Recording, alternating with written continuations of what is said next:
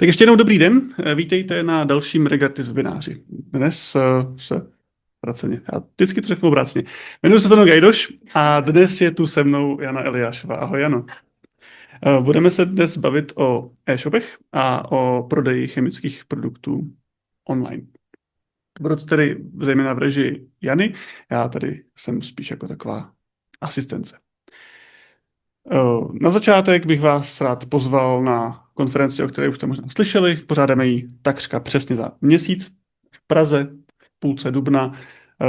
Zoveme ji Plavba chemickým managementem nebo managementem chemických produktů a můžete se na ně těšit na diskuze napříč regulatorními stakeholdery od ECHY až po průmysl. Tečka. Já nejsem salesman, mě sales pitche moc nejdou. Ale jo, všechno ovladačů.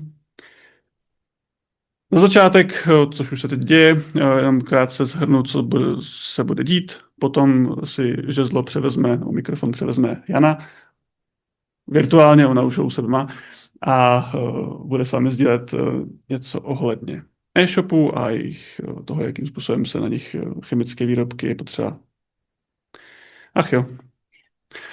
Uvidíte, nechte se překvapit. A na závěr se pobavíme v Q&A nebo v diskuzi. Nemáme úplně kodifikované, jak této části říkat. Co týče toho, jak bude fungovat, já to vždycky opakuju ještě těsně předtím, než se k do ní pustíme, ale máme připravené otázky z registrací. Pokud máte otázky na nás, budeme rádi, když nám je dáte do Q&A interfejsu v Zoomu, případně můžete psát do chatu, ale občas se stane, že z chatu já je nestihnu všechny vychytat a vložit do prezentace. Snažíme se prioritizovat otázky, které přijdou během webináře. Rádi bychom, aby lidé, kteří participují, za to byli nějakým způsobem revanžováni. Pokud byste si s námi chtěli povídat živě, stačí zvednout ruku a já vám umožním zapnout si mikrofon. Tohle prosím platí až v té Q&A části webináře, tedy přibližně po 20 minutách prezentace od Jany. Nejčastější otázka, která se objevuje na každém webináři, je, zda sdílíme nahrávku a prezentaci. Ano, sdílíme nahrávku i prezentaci. Prezentaci tedy pouze s lidmi, kteří se registrovali na webináři. Pokud tady teďka s námi sedíte živě, tak vám blahopřeji, obdržíte s nahrávkou i prezentaci. Pokud tento webinář sledujete na YouTube zpětně, tak si neváhejte o tu prezentaci napsat.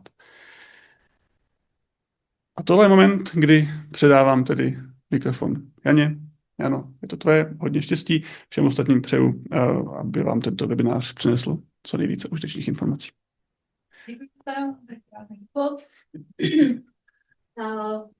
Já doufám taky, že pro vás bude tento webinář přínosem a že se budete k nám vracet, protože to určitě není poslední webinář, že stane velmi aktivní, takže děkuju.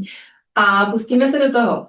Já jsem tu svou prezentaci nazvala pravidla pro online prodej chemikálií. Zní to trošku nudně, ale mám tady pro vás na začátku takový spoiler. Pravidla pro online prodej chemikálií úplně nejsou ještě stanovená. Jo, jsou tam nějaké pokusy a vzhledem k tomu, že vlastně REACH, CLP, všechno to už jsou relativně jsou to téměř dospělé regulace, tak v té době, kdy začínali, tak tam ten online prodej byl ještě velmi v plenkách, takže nebyl úplně zahrnut do těch základních předpisů a proto to dneska trošku dělá problémy, že není úplně jasné, jak k tomu online prodeji chemikálií přistupovat. První, co bych tady zmínila, je definici uvedení na trh. Podle REACHe a CLPčka je to jednoznačná uvedení na trh je dodání nebo zpřístupnění třetí osobě za úplatu či zdarma. Takže cokoliv přivezete, prodáte, poskytnete někomu, je to uvedení na trh. Podle REACHe a CLP. Nařízení o biocidech tam má trošku komplikovanější definici, tam je dodání na trh, uvedení na trh. Nebudu se tady tím teď zabývat, ale jenom vám ukazuju, že tohle ty definice mohou být trošku odlišné a může to potom způsobovat trošku problémy. Nicméně, my se dneska budeme bavit o chemických látkách, směsích a předmětech, které obsahují některé chemické látky, které jsou regulované nařízením REACH a CLP. Na ty tedy se bude vztahovat uvedení na trh podle této definice. Jak už jsem zmínila, oblíbené nařízení REACH, tomu se, pokud nakládáme s chemikáliemi, nevyhneme. CLP, to samé,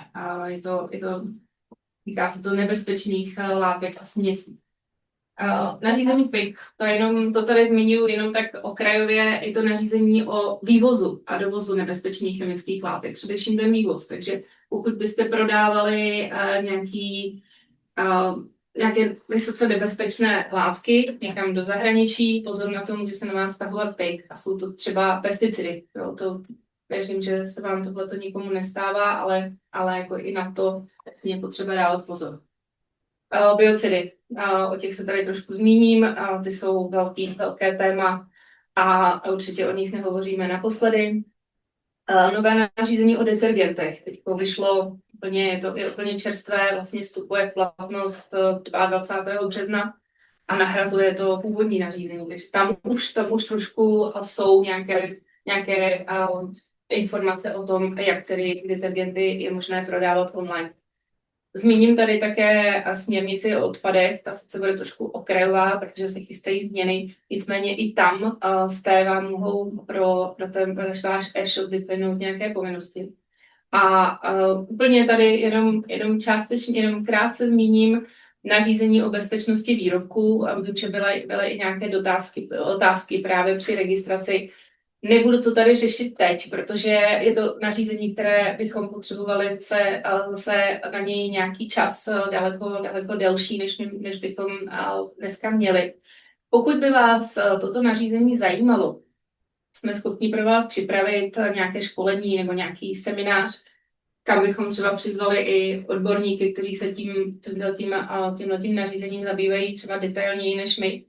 A mohli bychom připravit pro vás i něco, co by vám mohlo přinést tedy další informace. To jsou tedy některé předpisy, které by se mohly týkat vašeho e-shopu. Zmíním potom ty, které jsou ty nejdůležitější a ukážu vám, které ty části jsou pro vás vlastně relevantní. Udělala jsem takovou pyramidu těch důvodů, proč tady vlastně dneska jsme a proč řešíme tu regulaci těch e-shopů. První věc je tedy, co vás asi nejvíc zajímá, je soulad s legislativou. Chcete se vyhnout kontrole České inspekce životního prostředí, chcete se vyhnout následným sankcím možným. Takže to je určitě ten důvod, proč tady jste. Další důvod je zodpovědnost. Je to zodpovědnost nejenom za ten váš e-shop, ale třeba i za zdraví a bezpečí vašich zákazníků a životního prostředí. To je určitě důležité si uvědomit, že to, že prodáváte něco, co může být pro někoho potenciálně nebezpečné, tak je dobré se nad tím zamyslet, aby vaši zákazníci měli dostatečné informace. Konkurenceschopnost. Zmínila jsem to tam z toho důvodu, že nejsem se úplně 100% jistá, jestli to je opravdu ta konkurenční výhoda. Nicméně třeba z mého pohledu, když vidím, že ten e-shop, kde nakupuji, se o tu svoji nabídku stará správně, protože že já jako se věnuju legislativě už dlouhá léta a jsem tím samozřejmě trošku postižená, takže se na tyhle ty věci detailně dívám. Vidím, že ten e-shop je zodpovědný, že se té legislativě věnuje, takže pro mě je to konkurenční výhoda. Samozřejmě chápu, že pro vás to můžou být třeba náklady navíc, nicméně věřím tomu, že by bylo třeba dobré, kdybyste pro své zákazníky někde uvedli to, že jste zodpovědní a že váš e-shop je v souladu s legislativou a že se soustředíte na jejich bezpečí. Jo. Dělají to některé ty firmy, takže myslím si, že to je konkurenční výhoda. Můžeme o tom dál diskutovat, ale z mého pohledu ano. A pak tam mám ještě vrchol pyramidy, nějaký otazník. Můžete se tam dosadit cokoliv vás napadne. Proč jste vlastně dneska přišli a proč se zabýváte tím, aby ten váš obchod nebo ten váš e-shop byl tedy v souladu s legislativou. Necháme to tady prozatím a prázdné.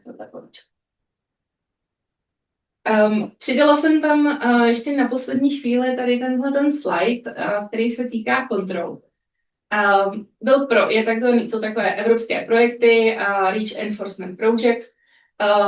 Jsou to tedy projekty, které mají nějaké téma a všichni inspektoři ze všech evropských zemí potom na toto téma kontrolují vybrané firmy. A vybrala jsem tady tenhle, který proběhl v roce 2020. Příprava samozřejmě byla dřív, bylo vyhodnocování nějakou dobu, ale v roce 2020 tenhle projekt proběhl. Bylo kontrolováno 28 ve všech 28 zemí. Bylo kontrolováno téměř 6 000 výrobků, tedy z e-shopů. A bylo tam zjištěno, že tam bylo 78% porušení. Jo, to znamená, že je to velké číslo. A není pochyb o tom, že tato kontrola se určitě zopakuje, jo? Že protože ta poruchovost nebo ta chybovost tam byla velká. A ty e-shopy se čím dál tím víc rozšiřují, takže určitě, pokud máte e-shop, tak se může stát, že vám ta kontrola přijde. Z této kontroly bylo zhruba před 5 000 opatření. A nebylo tam, nebo nečetla jsem úplně detailně, kolik bylo pokut a tak dále, ale vlastně bylo kontrolováno REACH, CLP, biocidy, omezování, SVHC, reklamy, označování, vlastně všechno, co by se vás mohlo týkat a o čem já tady v tom té mé prezentaci budu mluvit. A pokud vás to detailně zajímá, můžete si přečíst report, a dostanete teda tu prezentaci a tam si ten report můžete kliknutím na report stáhnout. A mám zákulisní informace o tom, že se určitě připravuje nějaký další projekt na kontrolu online. Takže jsem ráda, že tady dneska jste s námi a věřím, že ta spolupráce. Jak jsem říkala už na začátku, ten online prodej chemikálií prozatím není až tak nebo není dostatečně regulován, aspoň z mého pohledu, nebo jsou ty pravidla nejsou úplně dobře stanovená. V REACHi vůbec online prodej není definován a z REACHe tedy plynou obecná pravidla pro uvádění chemických látek, směsí, předmětů na trh. Co se týče CLP, tam také není definován online prodej, ale jsou tam v pravidlech pro značení, je tam článek 48, který se zabývá reklamou. K tomu se ještě vrátíme. A novinka, vlastně nové nařízení, které vstoupilo v platnost v loňském roce z roku 2024, to se pokoušelo ten článek 48 rozvinout, trošku udělat lépe a vysvětlit lépe a myslím si, že se to celkem povedlo. A je tam potom ještě přidaná druhá část tomu článku 48, kde jsou nabídky prodeje na dálku, tam ty podmínky. Jo. Takže už je vidět, že to nařízení se pokouší tyhle ty pravidla vylepšit. Ale v současné době tedy především i pro ty e-shopy jsou aplikována pravidla pro uvádění na trh nařízení REACH, CLP a dalších předpisů. K tomu nařízení 2024/2865 se ještě vrátíme, protože určitě jste slyšeli o omnibusu, který do toho trošku hodil vidle a povíme si, co s tím. A pak tam mám zmíněné nové nařízení o detergentech, které zase vyšlo, jak jsem zmínila, už před několika dny a bude platné od 22. března. Jsou tam nějaké přechodné období, takže nemusíte panikařit. Nicméně je tam právě článek 20, který specifikuje prodej detergentů na dálku. Taky se k tomu ještě vrátím. Podíváme se na ten původní článek 48, je ta reklama. Tam jsou 2 body. První nám říká reklama na látku, klasifikovanou jako nebezpečnou, a je nutné tam uvádět příslušné třídy nebo kategorie nebezpečnosti. Ten článek právě se aplikuje i na ty. Uvažuje se tedy prodej online za reklamu, protože tady je zmíněno, a je to zmíněno v té další části, je to tedy že umožňuje prodej široké veřejnosti nebo uzavřít smlouvu předtím, aniž byste viděli ten štítek. Proto je potřeba informovat toho, kdo si to kupuje, ten produkt předtím, než si ho koupí, aby viděl, že se jedná o nebezpečný produkt. A ať už je to z toho důvodu, že třeba nechce používat nebezpečné produkty, nebo z toho důvodu, aby věděl, že musí s tím už dopředu, s tímhletím produktem nakládat tady podle nějakých pravidel. Z mého pohledu je tenhle článek takový dost vágní a když je tam třeba uvedeno typ nebo typy nebezpečnosti označené na štítku, nemusí to být celá jasné. Obecně se za tento výrok nebo za tento typ nebezpečnosti považuje hávěta nebo symboly nebezpečnosti, něco, co vlastně definuje tu nebezpečnost toho výroku. Ale říkám, z mého pohledu je to velmi, velmi vágní. V tom aktualizovaném znění už je to trošku lepší, ale na to se podíváme za chviličku. A jenom tam připomenu, že u toho prvního pododstavce je ještě uvedeno, že tam není dotčena směrnice 97/7 Evropského společenství o ochraně spotřebitele v případě smluv uzavřených na dálku. Takže na tomu máme ještě vlastně další regulaci, která vlastně říká, jak je možné něco prodávat na dálku. Takže jsou tam vlastně dvě ty části, kdy trošku jiná pravidla jsou pro látku a trošku jiná pravidla jsou pro směs. Není to úplně ideální, ale uvidíme, že věřme tomu, že se to trošku zlepší. Ten článek v tom novém nařízení, tam už je to trošku více specifikované, je tam zase každá reklama na látku, jakou nebezpečnou, musí podle potřeby uvádět výstražné symboly nebezpečnosti, signální slova, standardní věty o nebezpečnosti a doplňkové standardní věty EU o nebezpečnosti.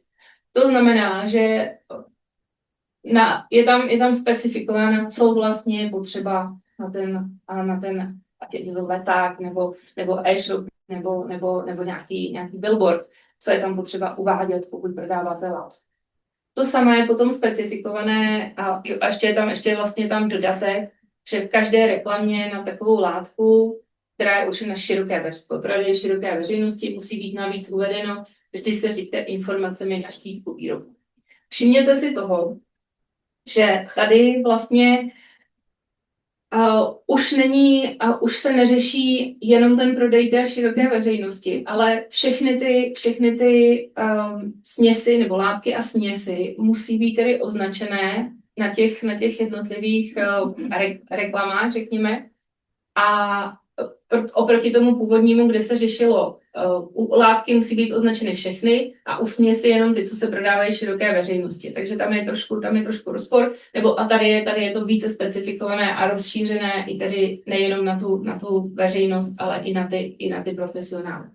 Pouze u té veřejnosti je tam potom nutno doplnit tu větu, kdy se říte informacemi na štítku výrobku, které jsou tady určené pro spotřebitele a ten štítek je také určený pro toho spotřebitele, protože profesionálové mají tady jako primární zdroj informací bezpečnostní list.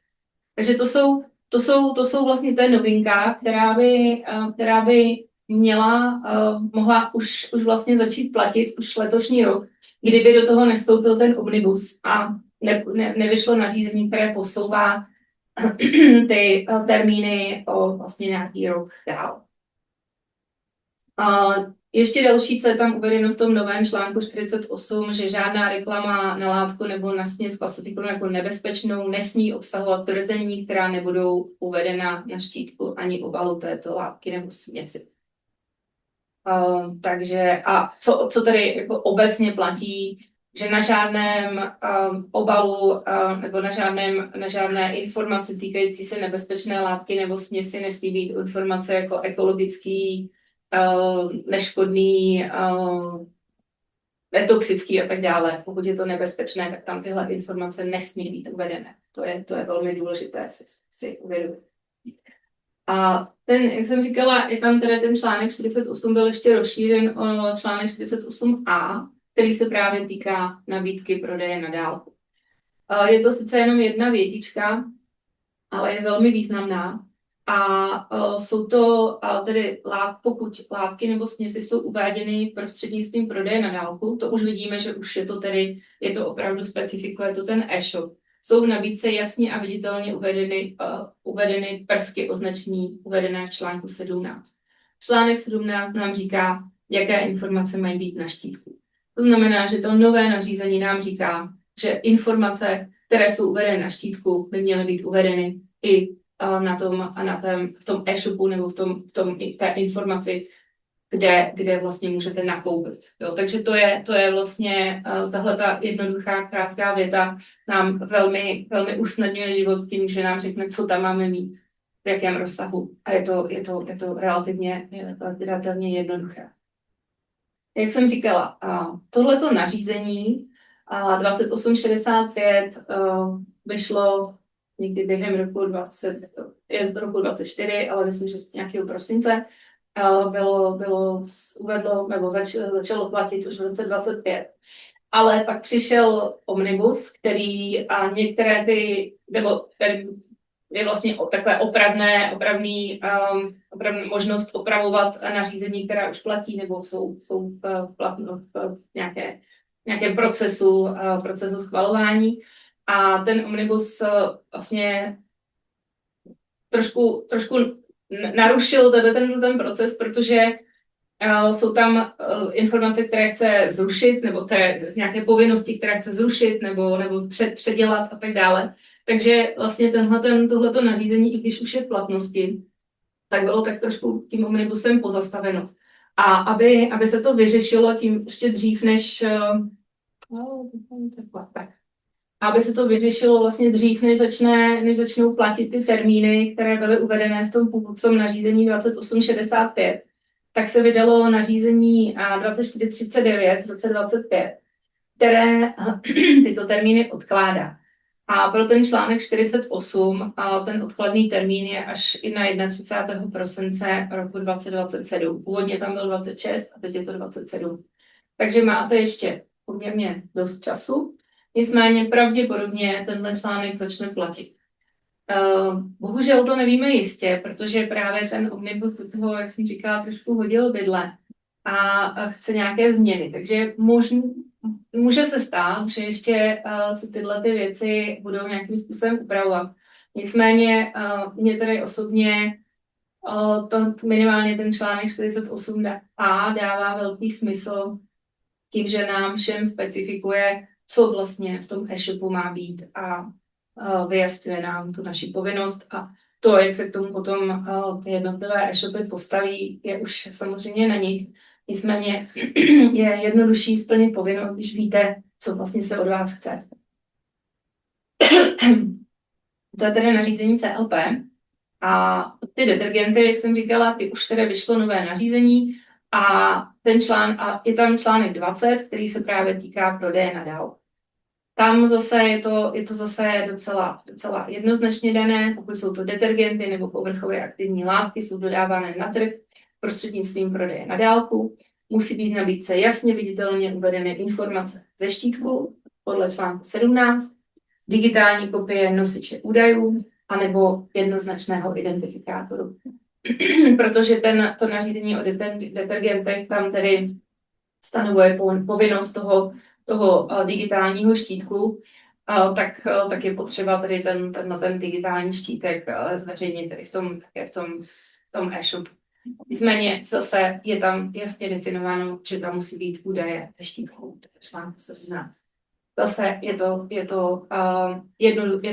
to něco, čemu rozumíme, víme, jak to tam má být a asi bych vám doporučila, abyste i v současné době, i když vlastně stále ještě platí i ta původní nařízení, abyste se pokusili do těch vašich e-shopů už tedy dát tyhle ty informace ze štítku, abyste se vyhli nějaké budoucí možnosti sankce, protože ta kontrola tam může přijít kdykoliv a když pak budete mít informace ze štítku, tak vlastně vám nemůžou říct ani slovo chybu.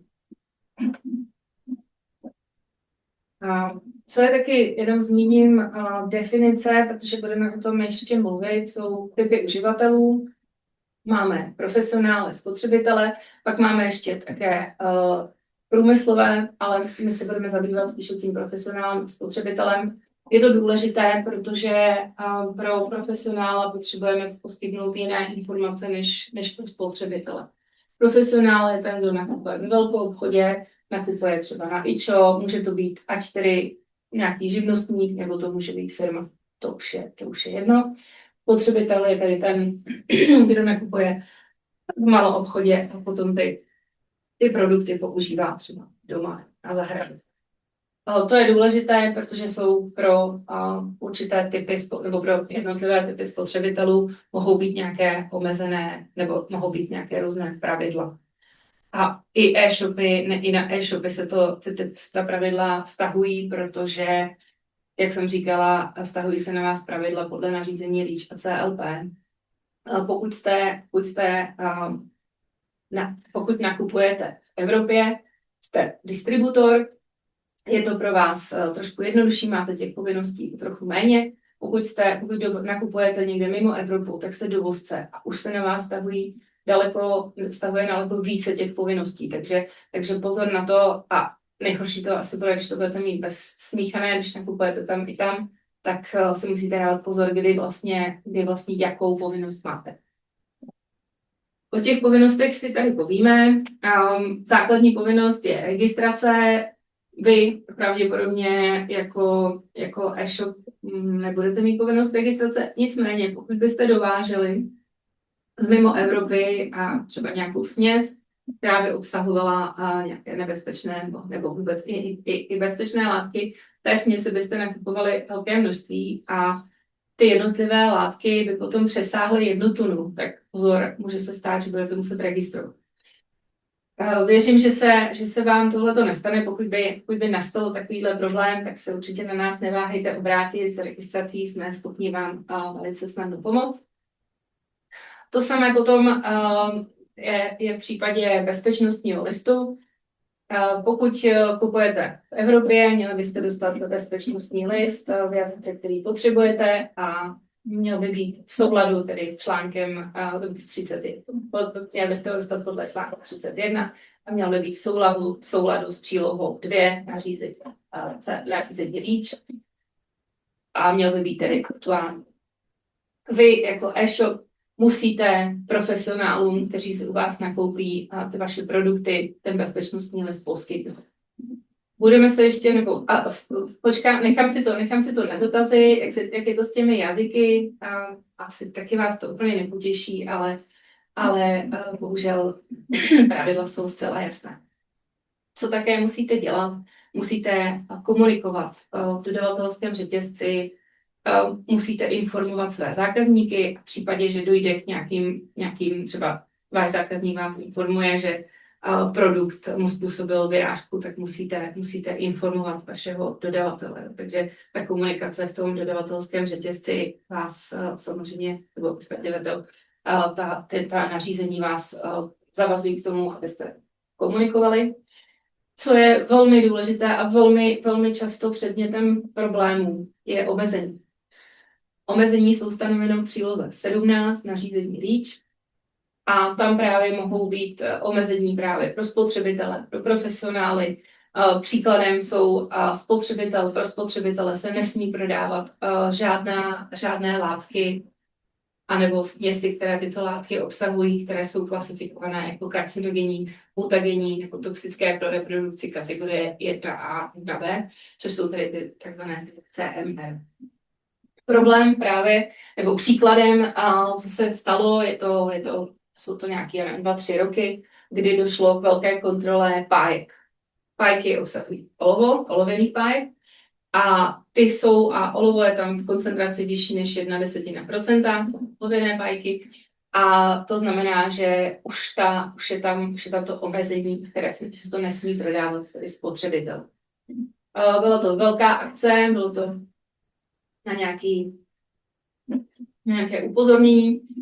Inspekce zkontrolovala desítky prodejců, kteří prodávali pájky a drtivá většina z nich dostala pokutu, protože prodávali pájky spotřebitelům, aniž směli.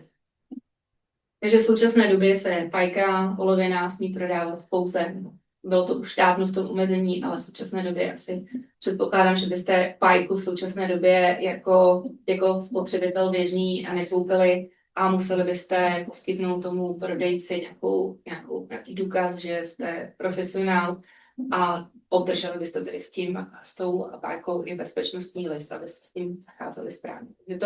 To je vlastně příklad z praxe, kdy se dělala ta velká kontrola, dělaly se takzvané ty mystery shoppingy, kdy se nakoupili, kdy někdo se přihlásil, koupil si pajku a zjistilo se, že ji prodávají spotřebitelé, aniž by se zeptali na nějaký ičo nebo něco takového a ten e-shop dostal tedy pokutu a dostali pokutu potom i ty vlastně dodavatelé jejich, protože je na to neupozornili. Takže byla to velká kauza. Dalším příkladem vybraných látek, které jsou omezené, jsou třeba diizokianáty. Tam nejde úplně o ten zákaz, ale jde o to, že profesionálové musí být, ty, co používají diizokianáty, musí být proškoleni a musí být ten výrobek označen tím, že to školení je povinné. Pozor na to, pokud jste prodejce, prodáváte i online nebo offline, je to food, a prodáváte diizokianáty, i vaši zaměstnanci by měli být proškolení. Minimálně v tom základní úrovni, takže ať už je to třeba skladník nebo někdo, kdo s tím jakkoliv manipuluje, i včetně toho, co je to uzavřené v nějaké krabici, a máte povinnost mít i vaše zaměstnance proškolené. Takže to je jenom taková poznámka na okraji. My samozřejmě to školení umíme taky, takže kdybyste potřebovali, neváhejte obrátit. No a u těch diizokianátů spotřebitelé, těm se to smí prodávat, ale zase musí tam být nějaké ochranné prostředky. Tuším, že to balení musí být vybaveno rukavicemi. Jo? Takže a zase, vy jako e-shop prodáváte už produkt, který vám třeba někdo prodá, už ho připraví, ty rukavice by tam měly být. Pokud se stane, že se ten produkt dostane k tomu vašemu zákazníkovi, aniž tam ty rukavice jsou, tak se bude řešit, pokud to někdy někdo bude řešit, tak se bude vlastně řešit, kde se ty rukavice ztratily. Jestli už tam nebyly, když vy jste to kupovali, anebo jestli se ztratily třeba v průběhu toho, že vy jste to nějakým způsobem někam přesouvali a ty rukavice při té příležitosti zmizely. Takže to jsou takové věci, které je potřeba si na to dávat pozor a je velmi složité všechny tyhle věci nebo všechny tyhle omezení vědět. Nicméně nařízení nařízení REACH a příloha 17 je prostě daná, takže doporučuji, když budete zase řešit ty vaše e-shopy, se do toho nařízení podívat, jestli náhodou neprodáváte něco, na co se vztahuje omezení. To samé mohou být právě třeba ty PFASy, to jsou ty polperfluorované aromatické nebo alifatické sloučeniny. To jsou tedy takové ty impregnace nebo impregnované oblečení a tak dále. Už se může stát, že některé z nich už jsou omezené. Takže zase ty PFASy ještě nejsou všechny zakázané, ale už některé ano, některé jsou dokonce i zakázané, nebo jsou na příloze 14 nařízení REACH, což je tedy povolení, což se smí se používat jenom na základě povolení. Některé jsou omezené, takže je potřeba tedy zkontrolovat, jestli to, co prodáváte, není nějakým způsobem regulované. Já jsem zase už mluvím dlouho, takže... Letí jsme v pohodě. Už se blížíme, dobře, děkuji.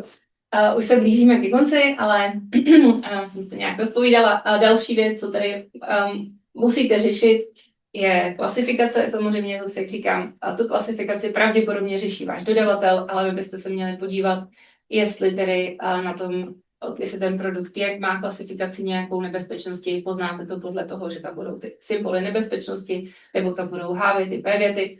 Je potřeba to zkontrolovat, jakmile ten produkt má nějakou nebezpečnost, nezapomenout na to, že se na to vztahují nějaké povinnosti.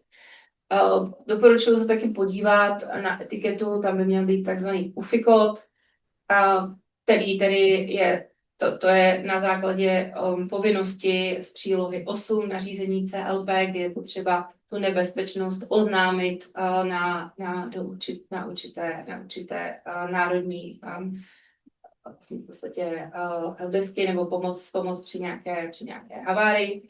Dělá se to prostřednictvím ECHA, prostřednictvím nástroje ECHA a potom se ty informace předávají těm jednotlivým autoritám, které poskytují ty informace. Bohužel v tom, a myslím, že to už nebylo to nařízení, o kterém jsem mluvila, to CLP, ale už v dřívějších nařízeních, bylo, že se povinnost rozšiřuje i na distributory. Je to z toho důvodu, když někde v Evropě nakoupíte nějakou směs chemickou, vztahuje se to na chemické směsi, a chcete ji prodat do země, do nějaké jiné evropské země, tak je potřeba zkontrolovat, jestli v té zemi, kam to budete uvádět na trh, ten váš produkt byl, nebo ta vaše směs byla oznámena. Pokud nebyla, tak ta povinnost se bude vztahovat na vás. Jo, takže nemůžete to zjistit jinak, než když budete komunikovat s tím vaším dodavatelem. Takže zeptat se dodavatele, když budete koupíte to v Německu, budete to chtít prodávat na Slovensko, tak je potřeba se zeptat, protože on má povinnost, když vám to z Německa prodá do České republiky, oznámit to do České republiky, ale už nemá povinnost to oznámit na to Slovensko. Takže je potřeba se zeptat, jestli to bylo oznámení na Slovensko. Zase je to další povinnost, o které bychom mohli mluvit hodiny, ale jenom vám připomínám, že i tohle se může stát, že bude vaší povinnost. Mám tady jenom krátce, jak vypadá bezpečnostní list. Příklad je tedy povinnost poskytovat ho podle článku 31 pro látky a směsi, které jsou nebezpečné. Plus potom ještě jsou tam nějaké další povinnosti. Každopádně, pokud je to nebezpečné, obsahuje ten symbol, který tady vidíte dole, to jsou ty čtverce postavené na jeden vrchol, tak je to nebezpečné. Sestavuje se podle přílohy 2 nařízení REACH a musí se poskytovat profesionálům. Pokud si někdo u vás něco koupí na e-shop, musíte mu poskytnout bezpečnostní list a musíte mu ho poskytnout aktivně. To znamená, že mu ho musíte předat. Nemůžete mu říct, stáhni si ho někde, musíte mu ho předat. To je důležité. A můžete mu ho dát třeba faktuře nebo jakkoliv, ale je potřeba, aby se to poskytnul aktivně. A není to informace pro spotřebitele. Pro spotřebitele je základní informace obsah štítku. Ten je tady. Obecná pravidla pro obsah štítku jsou uvedena v článku 17 nařízení CLP. Tady jsou povinné části, které na tom štítku musí být. Můžete se na to potom podívat. Budete mít chvilku času, až si budete číst tu naší prezentaci. A další povinnost, která se vás může týkat, jsou tedy povinnosti pro předměty. Podle nařízení REACH, pokud předmět obsahuje látky vzbuzující mimořádné obavy, takzvané Substance of Very High Concern, nebo SVHC, když si kliknete tady na ten modrý text, tak se dostanete na seznam těch látek. A je jich tam v současné době necelých 300, myslím. A pokud tedy ten váš předmět obsahuje SVHC v koncentraci větší než 0,1%, pak máte povinnosti. Máte povinnost informovat vašeho zákazníka, profesionálního, o tom, že tam ta SVHC je. A pokud se váš zákazník neprofesionál, tedy spotřebitel, zeptá, zda ten předmět obsahuje SVHC, tak vy máte povinnost mu do 45 dnů odpovědět, jestli ano nebo ne. No, takže ta povinnost není jenom pro profesionály, ale i pro spotřebitele, ale je pouze na vyžádání.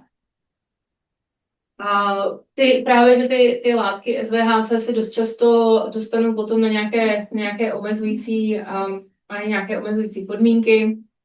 Příkladem zase z omezení je nikl, který se nesmí vyskytovat v náušnicích, a třeba ftaláty, které nesmí být v dětských hračkách. Tak to jsou další omezení, které je potřeba zkontrolovat. A v případě, že tedy ten váš předmět nějaký z těchto SVHC obsahuje, tak je potřeba zkontrolovat, jestli náhodou a ten předmět není neprodávatelný špatně.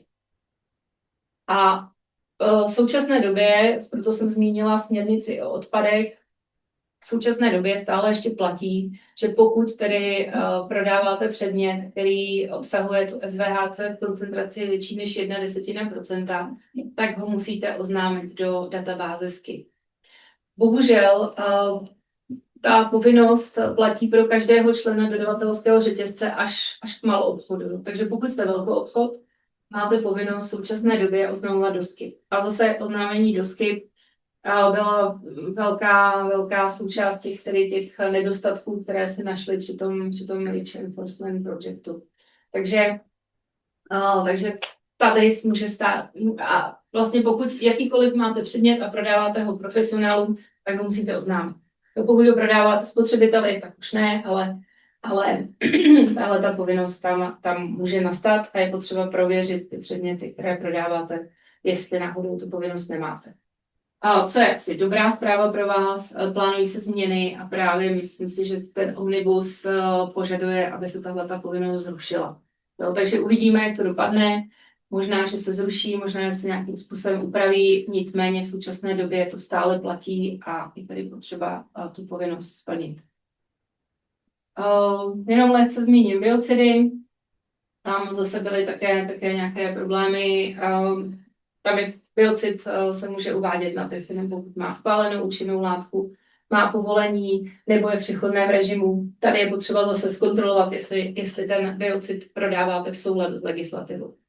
V případě detergentů zase jsou tam nějaké specifické informace na etiketě, datové listy a tak dále. I to můžete mít povinnost sdílet v tom vašem e-shopu.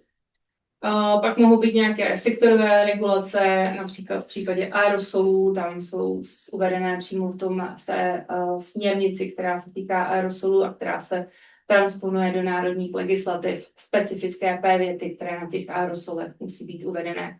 Nicméně to vás se až tak úplně týkat nemusí, protože tyhle ty informace by tam měl uvést ten váš dodavatel. Tak a teď tady mám pro vás takový, abyste mi trošku pomohli, abych nemluvila jenom já, ale mám tady pro vás takové tři úkoly, 3 příklady a zkusíme, abyste mi řekli, jestli si myslíte, že jsou v souladu s legislativou. První příklad je tady Savo, to můžeme klidně říct, nebudu říkat, z jakého je to e-shopu. Když se podíváme, doufám, že na to vidíte dobře, já bych asi neviděla, ale tady uvidíme, že tam je tady ta informace a když ji rozklikneme, tak se nám otevře v podstatě štítek. Tak nechám vás chviličku, abyste mi odpověděli.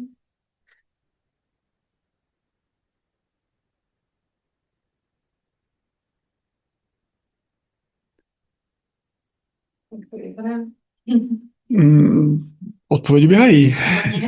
Já nemůžu ukázat výsledky, aniž bych neukončil tu anketu, ale tak můžeme ji asi už ukončit. Budete mít příležitost odpovídat v dalších anketách, takže pokud vás baví se rozhodovat, tak o to možná nepřijdete. Děkuji. Tak, výborně. Děkuji za odpověď. Tady to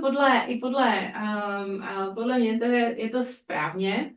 A je tady, co je určitě důležité, je tady to upozornění. Slyšela jsem názor, že by tam měla být třeba bezpečnostní informace na ZEP nebo něco takového, ale upozornění je akceptovatelné. Takže ano, tenhle ten e-shop by měl projít, neměl by být tedy sankcionován, můžou tam být nějaké lehké připomínky, nicméně ten e-shop je v pořádku. A já tam vidím, že jsou tam 3 mi napsali, že ne, a 1, že má pochybnosti. A jestli máte nějaké připomínky k tomu, nebo máte nějakou, klidně to napište do chatu, můžeme se potom na to podívat společně. A abyste mi řekli, proč si myslíte, že máte pochybnosti, nebo proč si myslíte, že ne. Jo, děkuju. A ještě tady připomenu, co se mi tady líbilo, že tady je vlastně, já to nevidím, protože jsem slepá, ale je tam připomenutí, nebo je tam informace o tom, že Savo je šíravina a že se nesmí prodávat mladším než 18 let. Takže myslím si, že tohle je velmi, velmi dobrý e-shop a mě osobně se to líbí, jak to je zpracované, ale A předpokládám, nebo myslím si, že i by to prošlo inspekci. Tohle je druhý příklad. Tady už je to trošku horší napovědat. A jenom vám ještě ukážu, že vlastně je to jeden e-shop, který prodává stejnou chemikálii a různými vlastně způsoby. Ukážu vám ještě, když se to rozklikne, co to vlastně všechno ukáže. Zase zeptám se vás, co si o tom myslíte.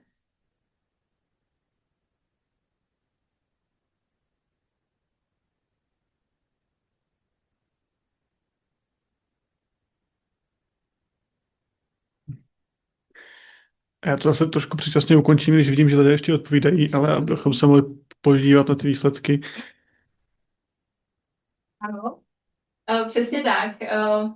Správně určitě odpověď je správně, že mám pochybnosti, nebo že to není správně. Jsou tam, mohlo by to být víceméně správně, minimálně u těch prvních dvou, kdy vidíme vlastně celý štítek, ale ten štítek je i v tom e-shopu nečitelný. Jo? Nemůžeme si ho přečíst. Takže tyhle ty první dva by ještě víceméně mohly projít. Tady tyhle ty detaily jsou nějaký, tam je vlastně se povídá o té modré skalici, ale o nebezpečnosti tam nic není. Tady tenhle ten druhý má rozpětnutí třídy nebezpečnosti, ale má tam jenom symboly, nemá tam nic víc. Takže tady by to bylo tak hodně na hraně. A říkám, kdyby ten štítek se dal rozpětnout a zvětšit a přečíst, tak by to bylo víceméně v pořádku. A ještě se potom vrátím k těm prvním dvou. A tady je vlastně ten třetí. Nevidíme, jestli je ten kyblík označený nebo ne, ale vlastně k tomu je tam jenom jedna věta, která neříká vůbec žádnou nebezpečnost. Takže ten e-shop by pravděpodobně kontrolou neprošel. Je tam snaha, vidět, že se něco se tam děje, ale není to úplně správně podle legislativy a pravděpodobně by tam nějaká pokuta mohla padnout. Vrátím se ještě k těmhle dvěma, protože tam vidíte určitě, že jsou tady dvě klasifikace. Jo? Vidíte tady dva symboly a tady vidíte tři symboly. Podle harmonizované klasifikace je správně tady jsou ty dva symboly, ten vykřičník a ta ryba, ale protože skalice modrá je registrovaná podle nařízení REACH a ta klasifikace, na které se dohodli registranti, právě obsahuje ještě ten symbol té žíravosti, že to je poškozující oko, tak vlastně tam byl přidán ještě ten symbol a byl tam přidána i ta věta o tom poškození oka. Takže víceméně obě tyhle produkty jsou z hlediska legislativy v pořádku. Ten poslední je trošku nejistý, nicméně ten e-shop to nedělá úplně správně a pokud jste tady někdo z toho e-shopu a poznáváte se, tak doporučuji se na to podívat a zkusit s tím to trošku vylepšit, aby nepřiletěla nějaká pokuta, protože by to byla zbytečný výdej peněz. A poslední příklad, ještě vás budu potřebovat hlasovat. Zase se to týká modré skalice, je to jiný e-shop. Já jsem vám tady zvětšila zase tu etiketu, takže poprosím o hlasování.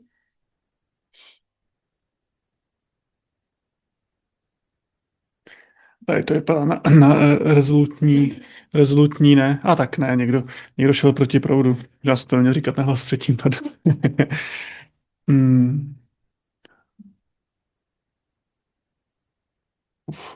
Tak jo, takže tady říkáte, většina z vás říká ne, nikdo nemá pochybnosti a jednomu se to dokonce i líbí. A každopádně, ano. Tady pravděpodobně by byl na pokutu ten e-shop, jo, protože nemá tady žádná další informace a etiketa je nečitelná.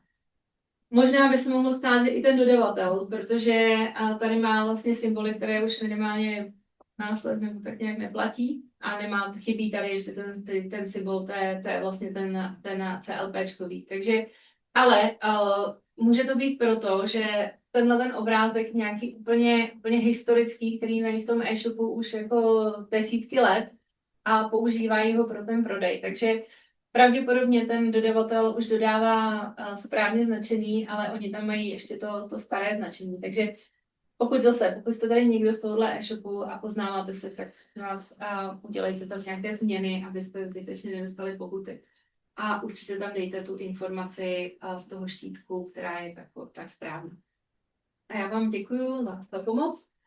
A ještě tam mám pár slajdů, kde si povíme, jaké shrnutí, co tedy obecně na tom e-shopu by tedy měl být informace o nebezpečnosti předtím, než se to nakoupí, speciálně tady pro spotřebitele. Ideálně, když tam dáte informace, které jsou na štítku. Co se neuznává, je link vedoucí mimo web. Nejsem si úplně jistá, co to vlastně všechno má znamenat, ale jsou nějaké možnosti, že třeba si někde necháte vygenerovat nějaké etikety a dáte si na to jenom link. A to se kontrolám nelíbí, protože říká, že třeba ten link může přestat fungovat a potom se ten spotřebitel vlastně nedozví o té nebezpečnosti. Takže je potřeba asi si promyslet, jak vlastně ta vaše informace bude vypadat a nedělat tedy ty linky mimo. Jo, že to je nějaká prostě, že to je vlastně rezoluce vlastně celé Evropy, že ten vedoucí link mimo web se neuznává. Pro profesionály je tedy potřeba nějakým způsobem identifikovat, nejlépe nějakou formou registrace, kde budete znát jejich IČO, poskytnout jim bezpečnostní list na nebezpečnou látku nebo směs aktivně a v případě, že máte předmět, který obsahuje SVHC v koncentraci větší než 0,1%, tak je informovat o tom, že ten předmět je tedy, že obsahuje nebezpečnou látku. No a pro spotřebitele, pro něj tady jsou zásadní informace na etiketě, takže na etiketě toho produktu by měl mít všechny informace, které potřebuje, tedy ty H-věty, P-věty a symboly nebezpečnosti. A v ideálním případě by tady na tom e-shopu měla být ta informace, která je na té etiketě. Pozor na omezený prodej a, jak jsme říkali, některé látky, některé třídy nebezpečnosti. Pak je potřeba v některých případech prokázat věk. Jsou tam i nějaké, myslím, že 15 let a pak je tam tedy ten základní 18 let. A pokud tedy ten váš zákazník prostě vyžádá ten předmět nebo informaci, tak mu informovat o tom, že obsahuje SVHC do 45 dnů toho vyžádání. A poslední slide, co tady mám, co se týče e-shopů, jak tedy být v souladu s legislativou, tak první krok by měl být analýza toho e-shopu. Podívat se, jaké máte produkty, především ty nebezpečné, zkontrolovat, zda máte podobné předměty nebo podobné produkty, jestli mají stejné značení, jestli mají stejnou klasifikaci a proč to tak není.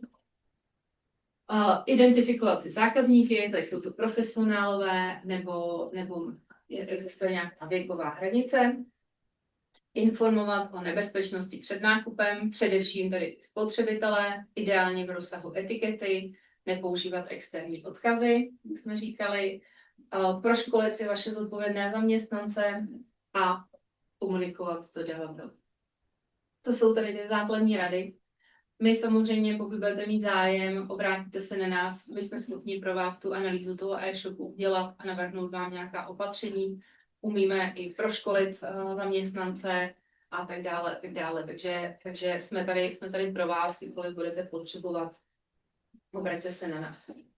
A já si ještě nakonec úplně přihřeju polívčičku.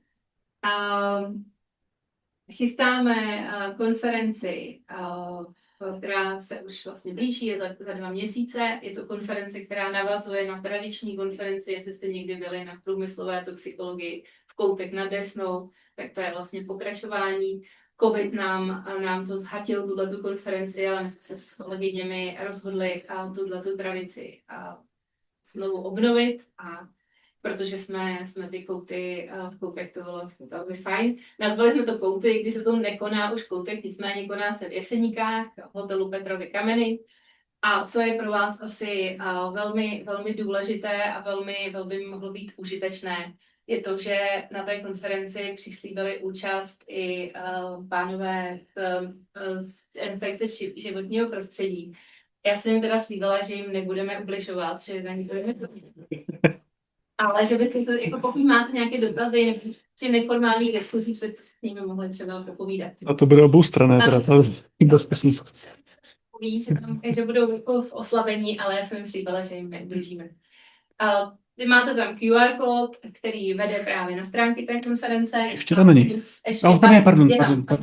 Ten první je vedle Šneka je na konferenci a ten, co jsem tam teď přidala, je na naší LinkedInovou stránku. Takže pokud nás chcete sledovat, budeme velmi rádi. A ještě další věc, chystáme na příští týden webinář s děvčaty a jsme tedy čtyři ženy, které se pustily do toho obnovení, takže příští úterý se na vás budeme Ano. Se na vás budeme těšit. Doplním, že s organizátorkami Koutu se sejdeme příští týden ve stejný čas, jako je tenhle webinář. Část z nás bude tady, část z nás bude za humny a připojit se můžete přes odkaz, který dávám do chatu za malou chviličku. A úplně poslední věc ode mě, co ještě možná slyšíte odpovědi na otázky, je to, že já mám taky svůj LinkedInový profil, tady na něj máte odkaz a možná jste už někdo zaregistroval, že mám takový projekt letošní, že tam dávám informace o chemické legislativě každý týden, myslím, že už mi to tam teď vyšlo v úterý. A je to tak, jmenuje se to Maják chemické legislativy, tak budu velmi ráda, když to budete sledovat. No a teď na vaše otázky. Omlouvám se, že jsem to trošku protáhla, ale věřím, že jsem na většinu otázek odpověděla a teď zkusím ještě nějaké, co tam bylo. Nevadí. Je pravda, že jsi mluvila asi o půl hodiny díle, než jsme původně mysleli, ale tak ono o tom tématu se dá asi rozpovídat hodně, a což asi se dá říct o všech tématech. Já zkusím, jestli mi funguje ovládatko. Jestli se nezapomnělo. A možná usnu mezi tím. A už běží, super. Tak jenom na začátek připomenu, jak Q&A funguje. Prosím otázky do Q&A interfejsu. Myslím, že to zatím nikdo nevyužil. Ano, Q&A je zatím prázdný. Přes chat jich několik přišlo a máme jich několik připravených z registrací a zároveň 2 lidé zvedli svoji ruku. Já zatím 3 už dokonce. Já jsem vám teda jednotlivě psal, protože jsem se hlásil už během přednášky, nebyl jsem si jistý, zda se to teda týká opravdu otázek, anebo jenom je to omyl, což se občas stane. Každopádně Danieli a Ivo, oběma jsem vám psal, když mi dáte vědět, že opravdu máte chuť mluvit, tak vám zapnu mikrofon a mezi tím se podíváme na pár příspěvků, co přišly během webináře. První z nich se týkal příkladů. Monika se, ano, teďka doxovat celé jméno, ale Monika se ptala, zda pokutu dostává e-shop nebo dodavatel. A bylo to, mám za to, že ten dotaz přišel v momentě, kdy jsme byli u 3. příkladu. Když tak, Moniko, můžete doplnit. Jo, dotaz určitě bude rozhodovat, proč, nebo když přijde kontrola, tak přijde tomu e-shopu, bude se dívat na to, proč vlastně, nebo proč je tam ten obrázek s těmi starými symboly. Pokud to bude tak, že ten dodavatel už dávno dodává nově značený produkt, ale e-shop to tam nechal ve staré verzi, tak samozřejmě to je problém e-shopu. Pokud ten dodavatel stále ještě dodává s tím starým symbolem, tak pravděpodobně dostane pokutu e-shop a pak budou ještě na toho dodavatele. Takže, ale jako myslím si, že to z mýho pohledu je to určitě nějaká stará informace, protože už jako pochybuji, že dneska dodává ještě někdo produkt jako se starým značením, který říkám, už jako neplatí 15 let možná, nebo jako je to dlouho. Nicméně ty digitální artefakty zůstávají. Mě to spíš pobavilo, když jsem to viděla. Ještě jedna otázka přišla o komentář k těm případům, byl od Radky, která píše, že u prvního případu řešeného proklikem na nebezpečnost by mohl link také přestat fungovat. Podle Radky by měla být nebezpečnost přímo na stránce, kde se produkt kupuje. Myslím, že se na tom asi shodneme. Tam je to ještě, já bych bývala, tohle bylo jenom tak jako pro tu informaci, ale tam je to právě na tomhle e-shopu, když vlastně si rozkliknete ten produkt, tak tam ta veškerá informace taky je. Jo, takže ano, ten e-shop je opravdu hodně jako znalý a jako, myslím, že to je v pořádku, protože tu informaci, když rozkliknou ten konkrétní produkt, tak tam ta informace je přímo daná dole, takže děkuju, určitě máte pravdu, ale tam je to v pořádku. Další otázka je také od Moniky, která se na to ptala už v registracích, pokud se nepletu. Já jsem to zahodil i sem, když tam to přišlo v chatu. Když mám cizojazyčné etikety a přelepuji je štítkem s českým jazykem, tak tam musí být na e-shopu tento text, tedy naše přelepka? Na e-shopu samozřejmě musí, protože je to český e-shop, tak tam musí být informace v češtině. Takže ano. Musí tam být informace s adresou na té etiketě. To je ta neoblíbená otázka, neoblíbená odpověď stran jazykové. Tam ještě bych asi, nevím, jestli se k tomu ještě dostaneme, ale co je velmi důležité, byl tam dotaz, že když někdo kupuje ciziny na našem českém e-shopu, jestli my mu musíme poskytnout tu informaci v tom jeho jazyce. A bohužel právě, že podle nařízení REACH, jak jsme říkali, uvádění na trh, je tedy to předání. A je to tam striktně dané, že ať teda etiketa, nebo tak bezpečnostní list musí být v jazyce toho, kde se to uvádí na trh. To znamená, že když on se to koupí na našem českém e-shopu a vy mu umožníte, aby se to koupil do Německa, tak mu musíte poskytnout informace v němčině. Jo, takže bohužel je to tak, je to velká komplikace, chápu to, ale prostě podle nařízení REACH a podle nařízení CLP tyhle ty povinnosti tam jsou a protože, jak jsem říkal, ten online prodej se řídí především těmito dvěma nařízeními, přestože je tam potřeba ještě nějaké další informace, tak ano, je potřeba prostě uvádět nebo poskytnout ty informace v těch příslušných jazycích, protože vy jste tomu člověku umožnili, abyste to koupili i z toho zahraničí. No, já jsem přemýšlel, jestli na to navazovat tedy tím, jestli jak tomu člověk může vlastně předejít, prostě poskytovat obchod do jiných států asi.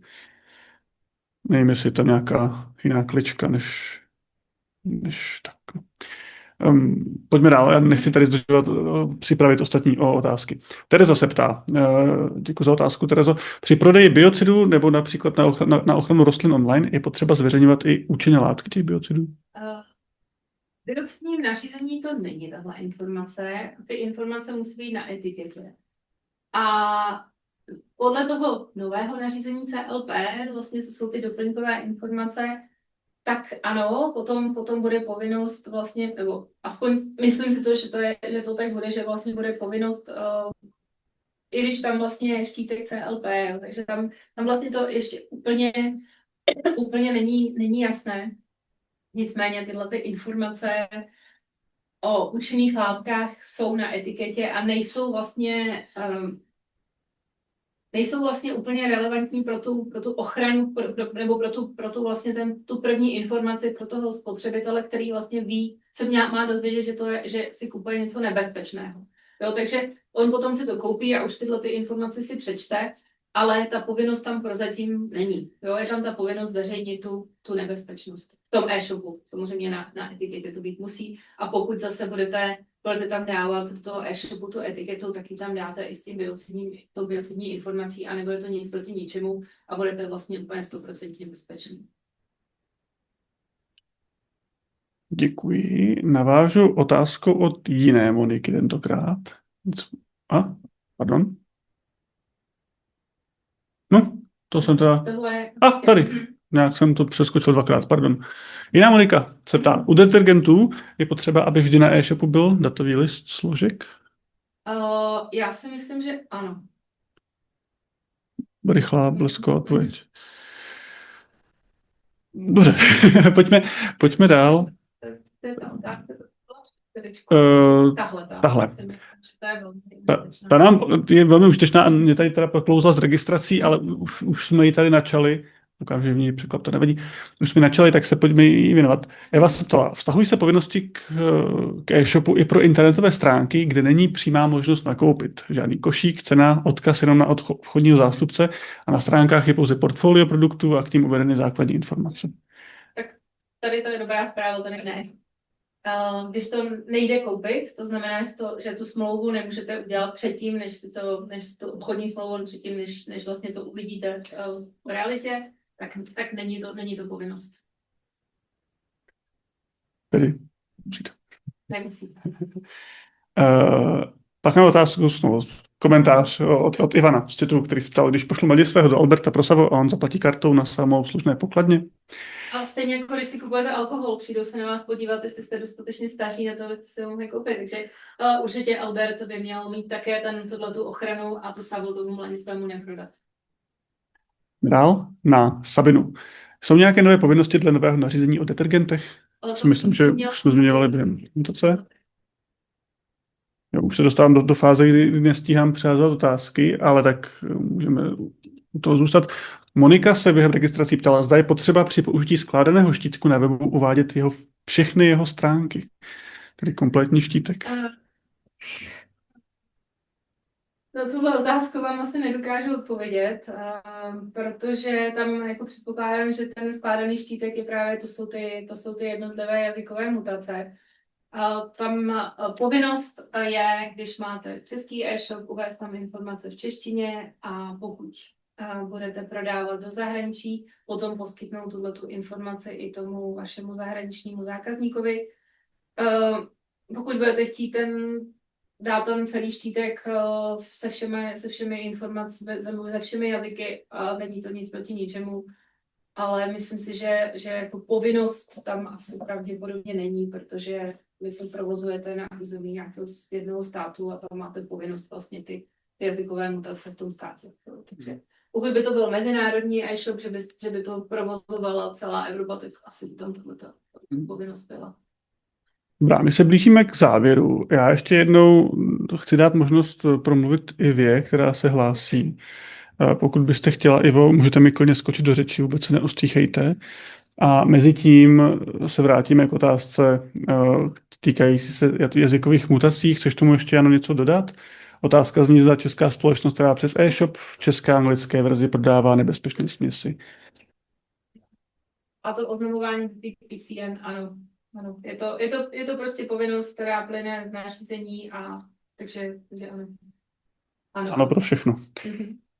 No a v tento moment si myslím, že je vhodné webinář uzavřít. Já znovu připomenu možnost přihlásit se na PCMC. Odkaz je celkem jednoduchý pcmc2026.com. Já ho nebudu znovu dávat do chatu, protože už jsem jich tam dal asi 15 odkazů. A úplný závěr tohoto webináře využiji pozvánkou na příští týden, kde se budeme bavit s organizátorkami konference COUTY 26 o konferenci COUTY 26 a souvisejících věcech. Ten webinář má taký podtitulek Přesahy legislativy, výzkumu, průmyslu a toxikologie napříč a proč vlastně COUTY existují v takové formě, v jaké existují. Dodám tady ještě jednu věc, že Regartis by samotný pravděpodobně bez konference COUTY nevznikl. Ale o tom až za týden. Moc děkujeme všem za vaši aktivní účast, nebo pasivní, za vaši účast, za váš zájem. Moc děkuji Jani za prezentaci a příspěvky do diskuze. A budeme se na vás těšit v dalších iteracích těchto setkání nebo na nějaké jiné příležitosti. Mějte se krásně. Na viděnou a naslyšenou.